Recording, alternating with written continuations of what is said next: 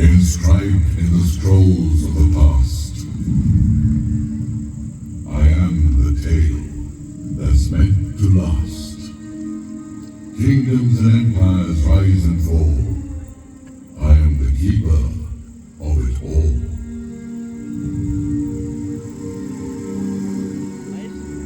The brave and the cowards encapsulated in words.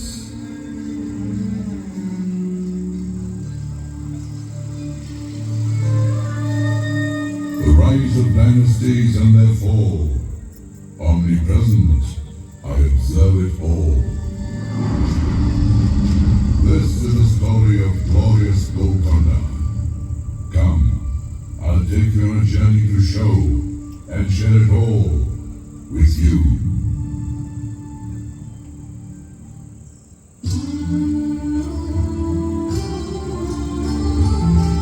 Fort Golkonda. The name is interesting, just like its rich history. Golkonda, which means Shepherd's Hill in Telugu, inspired the name Golkonda.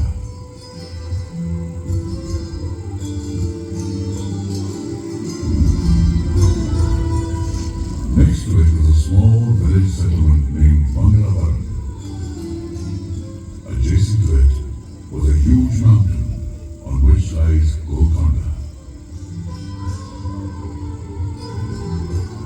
Constructed in the medieval period, this is one of the strongest forts of the Deccan, and it played a pivotal role in shaping the politics of the region.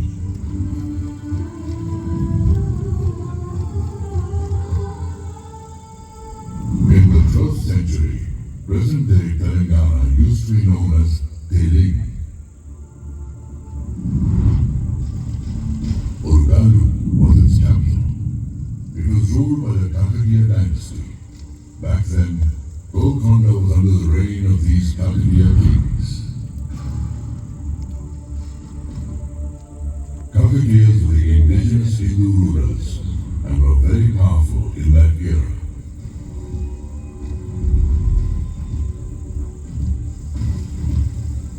Their fame spread across many countries and started attracting foreign invaders. Circumstances, Kakatiya King Rudra took a bold decision to defend his kingdom.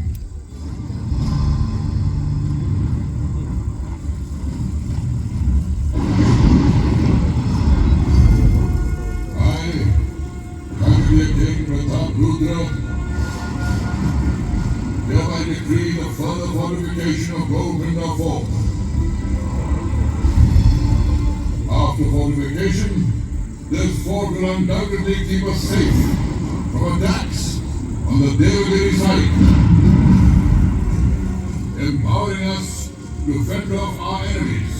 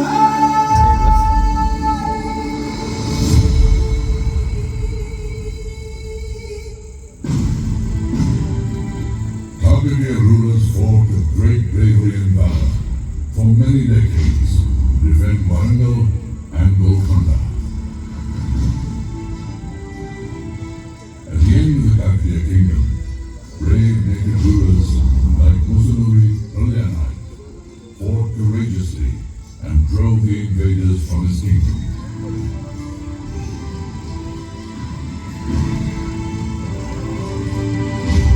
But in the end, Golkonda's defense was breached.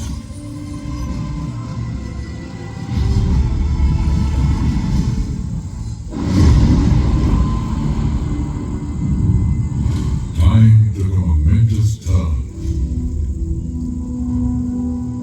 Alauddin Hassan Muhammad Shah, a viceroy of the Delhi Sultanate, laid the foundation of the Bahmani Sultanate in the Deccan.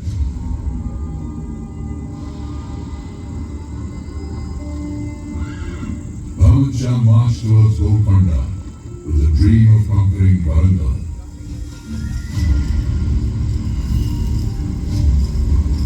But he was confronted by Musunuri Kapayanai, successor of Warangal ruler Pralyana.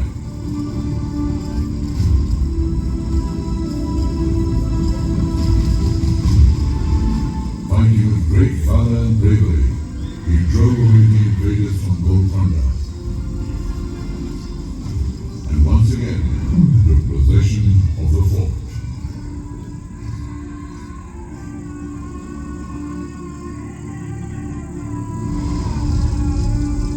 After 2 decades had passed, Rechilla Padmanai King Annapurna killed Musunuri Kapayanai with the help of the Bahmani army.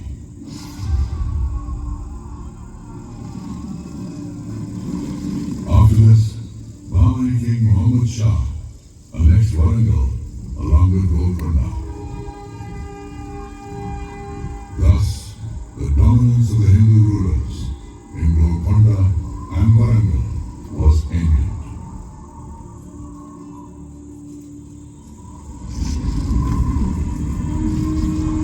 As history, I saw the journeyings of a remarkable change at this point in time.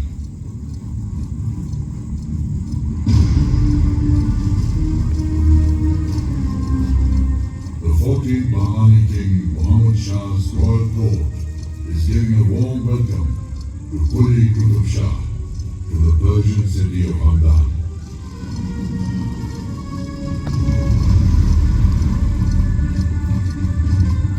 Quli Qutub Shah becomes the Subedar, an important military officer of the Bahmani kingdom. Impressed by his working style and abilities, he is made Qutub-ul-Mulk, or governor of Telangana. Within 7 years, the estate of Golkonda is handed over to him.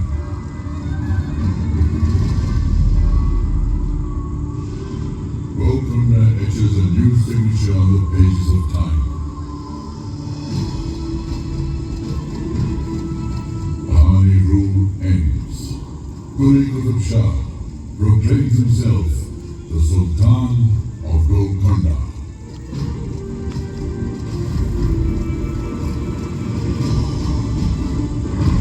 I, Quli Qutub Shah, declare myself the Sultan of Subai Telangana. This Sultanate will henceforth be known as Golkonda will be our capital.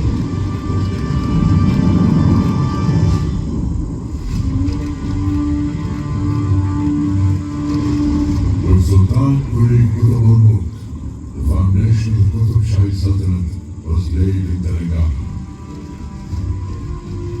Sultan Quli made Golkonda his capital, beautified the fort, and named it Muhammad Nagar.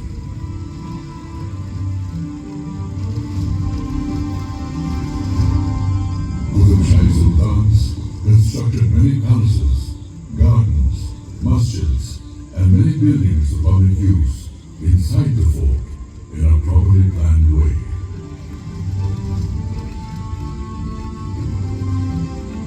Spread over a radius of 7 kilometers, the fort has 8 gates. Ahead of the entrance gate, Bala Hisar, is the Diwan-e Khas and the court. Beyond that lies the Sultan's residence and the Queen's palace.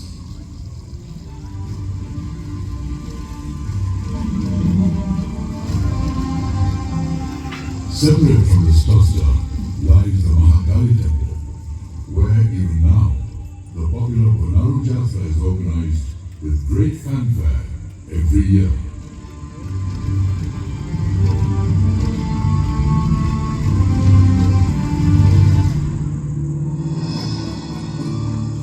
After Sultan Quli, his third son, Jamshed Quli Qutub Shah, became the Sultan. He had a long-drawn-out conflict with his younger brother, Ibrahim Quli,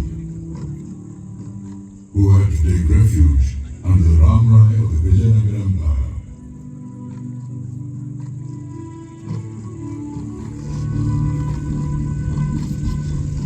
Jamshed Quli died after ruling for 7 years. Ibrahim came back from Vijayanagar and declared himself the king.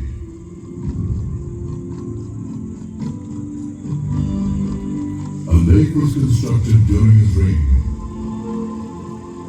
The lake was named Hussain Sagar after his son-in-law and the renowned Sufi saint Hussain Shah Wali. Ibrahim Quli started the expansion of Golkonda beyond the Musi River, and his son Sultan Muhammad Quli completed this expansion.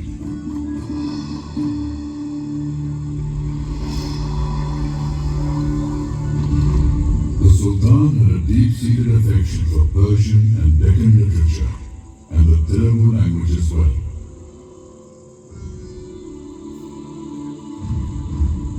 He was the first ruler to patronize Telugu education in Golkonda. Telugu poets Adanki Gangadhar Kavi, Kandukuri Rudra Kavi, and many other Telugu poets recited poems in his royal court. He appointed Adanki Gangadhar Kavi as the Telugu poet laureate of his court. In Telugu literature, Sultan Ibrahim is known as Maliki Bharam. Renowned Telugu writer Kandukuri Rudra Kavi was awakening the conscience of society through his writings. By writing Yakshagana simultaneously in prose and play formats, he gained such eminence that Sultan Ibrahim Quli Qutub Shah desired to hear his rendition in person.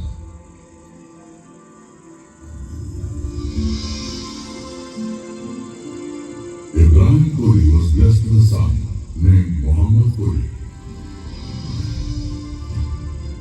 In his young years, Muhammad Quli met Parvati of Tincharam village, which is across the Musi River.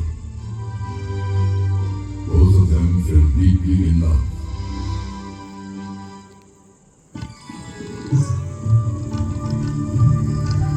His father Ibrahim Quli realized that for the betterment of the Sultanate, he should not oppose their union. So Parvati and Muhammad Quli were united forever.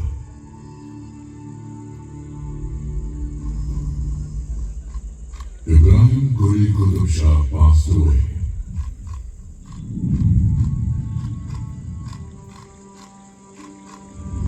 His heir, Muhammad Quli Qutub Shah, became the Sultan of Golkonda when he was only 14 years old. Muhammad Quli used to write Urdu poems. He became the first Urdu poet whose poems were published as a collection by the name Kulliyat.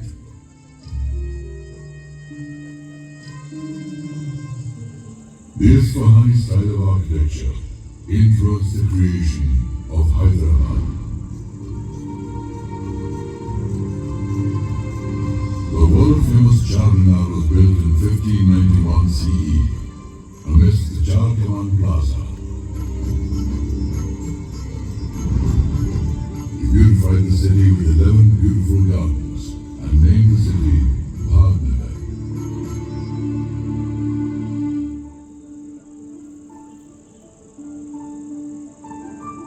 A spectacular light.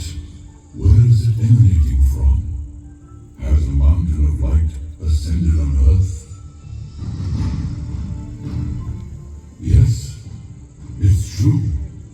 light is from a priceless diamond. Its luster was so wondrous that it was named Kohinoor, which means Mountain of Light.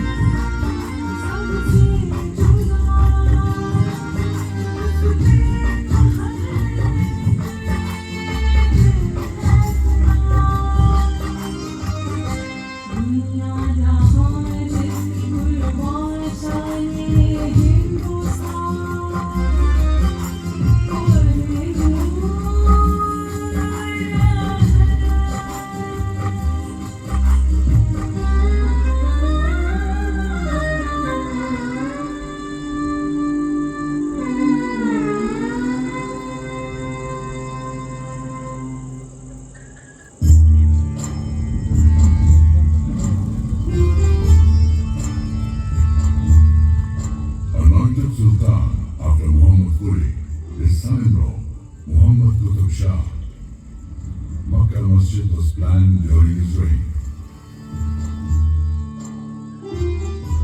Under the rule of Sultan Abdullah Qutb Shah, son of Muhammad Qutb Shah and Hayat Bakshi Begum, the Telugu kingdom expanded all the way from Ganjam in the north to Chennai in the south.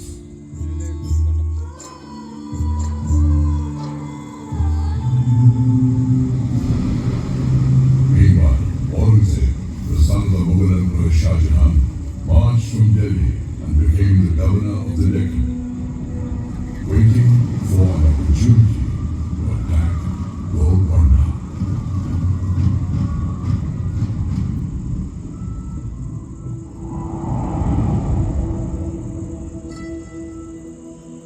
Defeated by force, Aurangzeb resorted to deceit.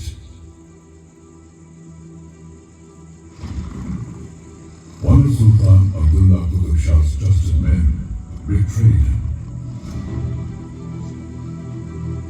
Aurangzeb captured Sultan Abdullah Qutb Shah and made him a prisoner in his own fort.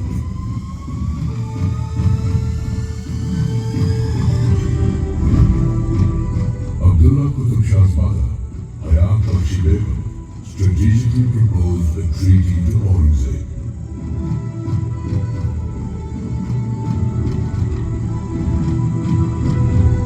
In return for freedom from captivity and continuing his rule over Golkonda, Abdullah Qutb Shah gave Aurangzeb's son, Muhammad Sultan, the estate of Ramgir and also accepted him as his son-in-law.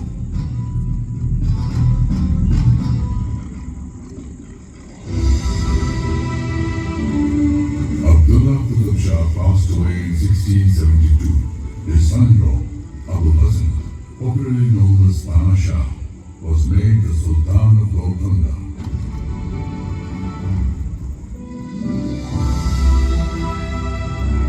Abu Hassan appointed able Hindu ministers to important posts in the government.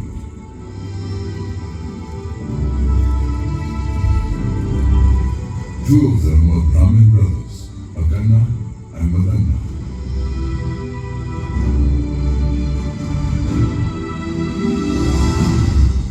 Maratha ruler Chhatrapati Shivaji Maharaj visited Golkonda twice during the reign of Abu Hassan.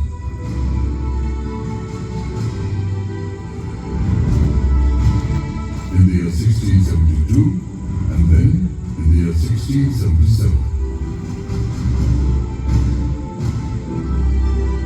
Since Sensing Aurangzeb's bad intentions, Chhatrapati Shivaji Maharaj extended his support and helped Abu Hassan in his fight against Aurangzeb.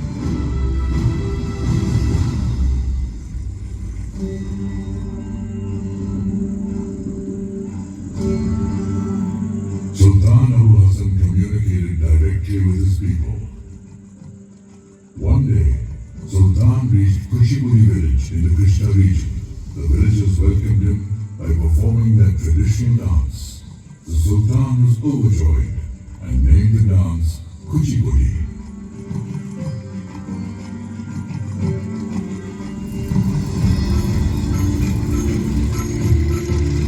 Madanna's nephew, Penchala Golkonda, was appointed the Tehsildar of Bhadrachalam. As an ardent devotee of Lord Sri Ram, he renovated Ram Chandra Mandir for his deity at Bhadrachalam. In this endeavor, he utilized some funds from the state treasury. Angered by this, Abu Hassan Tana Shah imprisoned him in Golkonda fort. Legend has it that Lord Sri Ram appeared in a dream of Sultan Abu Hassan and returned the amount taken by Golkonda to the Sultan in the form of gold coins, thus securing the release of his devotee.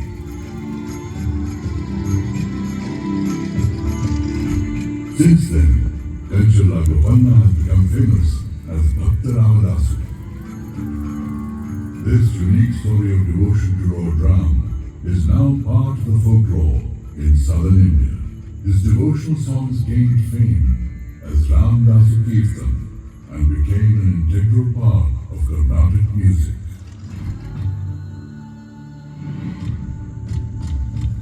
The fact that Abu Hassan Tana Shah was helping Bijapur fight the Mughals and was also appointing many Hindu ministers was enough to enrage the Mughal Emperor Aurangzeb. He sent the Mughal army to Golkonda, led by his son. After 8 months of fierce battles, his army managed to enter the fort deceitfully. The treasury of Golkonda was looted. The Hindu ministers Madanna and Akanna were beheaded. Not only this, Abu Hassan Tana Shah was imprisoned in Kala Mahal of Daulatabad's fort. He died in jail, and with this, the Qutub Shahi dynasty came to an end. Aurangzeb appointed Asaf Jahi as the Subadar of Golkonda, who went on to rule Hyderabad independently by the name of Nizam ul Mulk.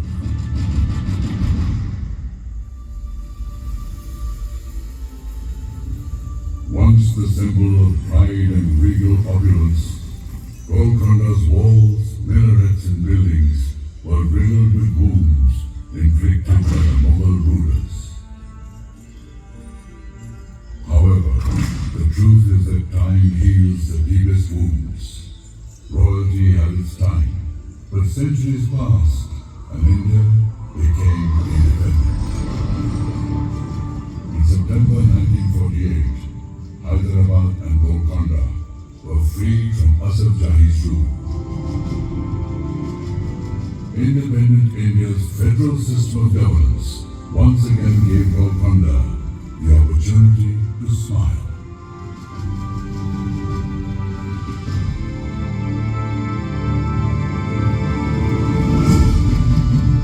From the high ramparts of time and history, I am gazing upon Golkonda.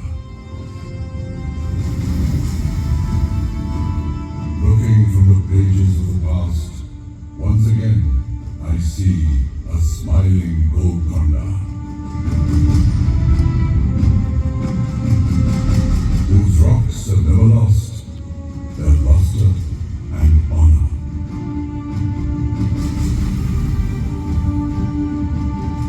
Golkonda, whose crimson red dawn awaits the first shining rays of the sun. But with a new